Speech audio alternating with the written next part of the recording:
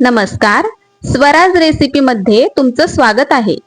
आज आपण महाशिवरात्रीसाठी खास असा सगळ्यांना आवडणारा उपवासाचा पदार्थ बनवणार आहोत। तो म्हणजे साबुदाण्याची खिचडी व त्याबरोबर बनवणार आहे शेंगदाण्याची आमटी। बऱ्याच वेळेला साबुदाण्याची खिचडी चिकट बनते, तर खिचडी चिकट होऊ नये यासाठी मी काही टिप्स सांगणार आहे, त्यामुळे व्हिडिओ शेवटपर्यंत पहा। चला तर मग लगेचच रेसिपीला सुरुवात करूया। साबुदाण्याची खिचडी बनवण्यासाठी सगळ्यात महत्त्वाची गोष्ट म्हणजे भिजवलेला साबुदाणा।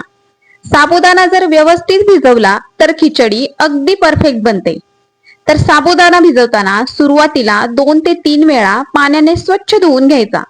त्यानंतर साबुदाणा भिजेल इतकेच पाणी भिजवण्यासाठी टाकायचे व किमान 4 ते 5 तास हा साबुदाणा चांगला भिजवून घ्यायचा आहे। त्यानंतर खिचडी चवदार बनवण्यासाठी इथे काही बटाटे घेतले आहेत। आता हे बटाटे उकडून घ्यायचे आहेत। तर त्यासाठी कुकर मध्ये 1 ग्लास पाणी टाकायचे व एका भांड्यामध्ये हे बटाटे अशा प्रकारे ठेवायचे।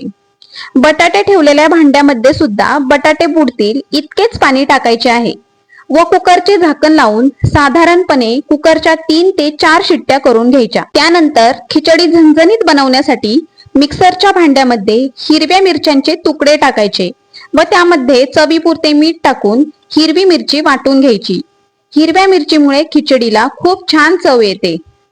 तसेच एका कढईमध्ये शेंगदाणे चांगले खरपूस भाजून घ्यायचे व थंड झाल्यानंतर मिक्सरच्या भांड्यामध्ये टाकून शेंगदाण्याचा कूट बनवून घ्यायचा आहे। तर इथे बटाटे सुद्धा उकडून झाले आहेत। थंड झाल्यानंतर या बटाट्यांची साल काढून घ्यायची आणि अशा प्रकारे बटाट्याच्या फोडी करून घ्यायच्या। आता कढईमध्ये 2 चमचे तेल टाकायचे। तेलाऐवजी तूप जरी टाकले तरी चालेल। तेल थोडंसं तापल्यानंतर 2 चमचे वाटलेली हिरवी मिरची यामध्ये टाकायची व 1 मिनिटभर परतून घ्यायची। मिरची परतून झाल्यानंतर बटाट्याच्या फोडी यामध्ये टाकायच्या व या मिरचीमध्ये चांगल्या परतून घ्यायच्या। आता यामध्ये भिजवलेला साबुदाणा टाकून हे मिश्रण चांगले एकजीव करून घ्यायचे व परतून घ्यायचे। त्यानंतर शेंगदाण्याचा कूट या मिश्रणामध्ये टाकायचा व चवीपुरते मीठ टाकून पुन्हा एकदा हे सगळे मिश्रण एकजीव करून चांगले परतून घ्यायचे। आता यावरती झाकण ठेवून 4 ते 5 मिनिटे लो टू मीडियम हीटवर ही खिचडी चांगली शिजवून घ्यायची। खिचडी शिजेपर्यंत शेंगदाण्याची आमटी बनवून घ्यायची। तर त्यासाठी मिक्सरच्या भांड्यामध्ये 1 वाटी भाजलेले शेंगदाणे घ्यायचे, तसेच 2 हिरव्या मिरच्या व चवीपुरते मीठ टाकून हे मिश्रण वाटून घ्यायचे। आता यामध्ये थोडे पाणी टाकून पुन्हा एकदा हे मिश्रण वाटून घ्यायचे। तर पाहू शकता तुम्ही शेंगदाण्याची आमटी बनवण्यासाठी अशा प्रकारे मिश्रण वाटून घेतले आहे। आता गॅसवर एक पातेलं ठेवायचं व तयार केलेले शेंगदाण्याच्या आमटीचे मिश्रण यामध्ये टाकायचे। तसेच गरजेपुरते पाणी टाकून हे मिश्रण चांगले मिक्स करून घ्यायचे। तसेच यामध्ये बटाट्याच्या फोडी टाकायच्या व पुन्हा एकदा ही आमटी चांगली मिक्स करून घ्यायची। आमटीला उकळी आल्यानंतर यामध्ये 1 चमचा तेल टाकायचे व आमटीमध्ये मिक्स करून घ्यायचे। तर इथे शेंगदाण्याची आमटी बनवून तयार झाली आहे। तसेच खिचडी सुद्धा चांगली शिजली आहे। तर पाहू शकता तुम्ही खिचडी अजिबात चिकट झालेली नाही, अगदी सुटसुटीत व मोकळी झाली आहे।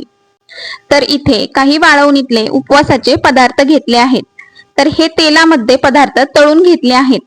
तसेच काही हिरव्या मिरच्या तेलामध्ये तळून घेतल्या आहेत। खिचडी सोबत या तळलेल्या मिरच्या खूप छान लागतात। साबुदाण्याची खिचडी इथे बनवून तयार झाली आहे। तसेच शेंगदाण्याची आमटी सुद्धा बनवून तयार आहे। खूप छान सुगंध दरवळत आहे या खिचडीचा व या शेंगदाण्याच्या आमटीचा। तर एका ताटामध्ये साबुदाण्याची खिचडी व शेंगदाण्याची आमटी घेतली आहे। तसेच तळलेले उपवासाचे पदार्थ सुद्धा घेतले आहे। त्याचप्रमाणे तळलेल्या हिरव्या मिरच्या चवीसाठी घेतल्या आहेत। शेंगदाण्याची आमटी खिचडीमध्ये अशा प्रकारे टाकून खायची। खूप छान लागते ही आमटी खिचडी सोबत।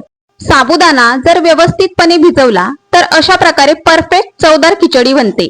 साबुदाणा कसा भिजवायचा हे सुरुवातीला सांगितले आहे, त्यामुळे ही टीप लक्षात ठेवून साबुदाण्याची खिचडी बनवा। जर ही रेसिपी तुम्हाला आवडली असेल तर व्हिडिओला लाईक नक्की करा।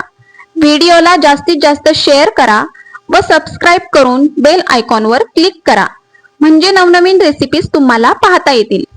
अशाच काही नवनवीन रेसिपीज पाहण्यासाठी तुम्ही पाहत रहा स्वराज रेसिपी. तोपर्यंत धन्यवाद.